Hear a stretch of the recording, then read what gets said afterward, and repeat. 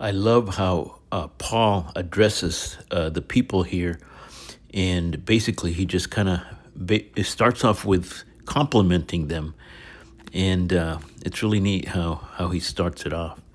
So he shares with them who the real God is, right? So he says, "Then Paul stood in the midst of the Areopagus and said, 'Men of Athens, I perceive that in all things you are very religious. For as I was passing through and considering the objects of your worship, I even found an altar with this inscription, To the unknown God.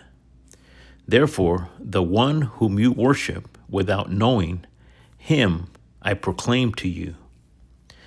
God who made the world and everything in it, since he is Lord of heaven and earth, does not dwell in temples made with hands, nor is he worshipped with men's hands as though he needed anything, since he gives to all life, breath, and all things.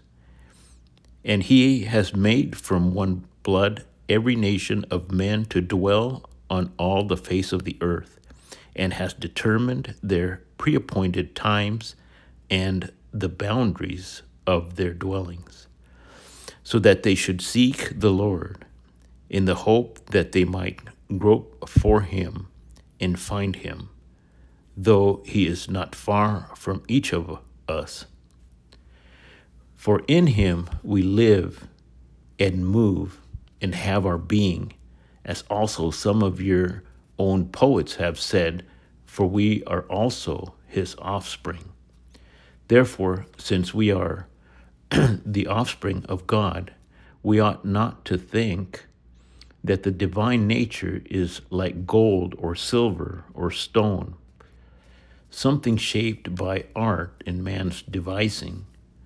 Truly, these times of ignorance God overlooked, but now commands all men everywhere to repent, because he has appointed a day on which he will judge the world in righteousness by the man whom he has ordained. He has given assurance of this to all by raising him from the dead." He's talking about Jesus, his son. So he's letting them know who made the world, who is Lord of heaven and earth.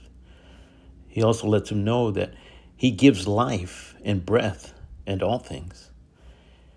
He also lets them know that he's at preappointed times, the boundaries of their dwellings. And lastly, he lets them know that God will come and judge the world, right? Friend, he is calling your name. Will you answer? All right, guys, keep reading. Have a great day.